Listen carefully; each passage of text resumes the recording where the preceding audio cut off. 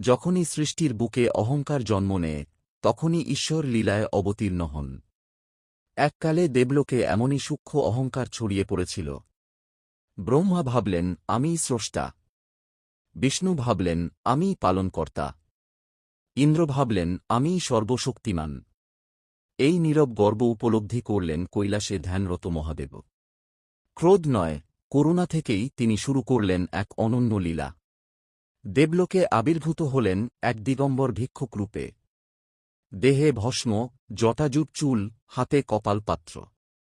না ছিল ঐশ্বর্য, না ছিল দেবত্বের চিহ্ন। ইন্দ্র দিলেন সিংহাসন, ভেঙে পড়ল। ব্রহ্মা দিলেন বস্ত্র, ঢাকল না এক আঙুলও। বিষ্ণু দিলেন অক্ষয় ভাণ্ডার, সবই ভস্ম হয়ে গেল। তখন দেবতারা বুঝলেন ইনি সাধারণ নন। আর সেই মুহূর্তেই ভিক্ষুক রূপ ভেদ করে প্রকাশ পেলেন মহাদেব। তিনি বললেন, তোমরা কর্ম করো, কিন্তু কর্ম তোমাদের নয়। সৃষ্টি, স্থিতি, সংহার সবই আমার মধ্যেই ঘটে। সেদিন দেবতারা জানলেন শিব কিছু করেন না বলেই সবকিছুর আধার তিনি। এই জন্যই তিনি মহেশ্বর, দেবতাদেরও ঈশ্বর। চ্যানেলটি সাবস্ক্রাইব করতে ভুলবেন না। ধন্যবাদ সবাইকে।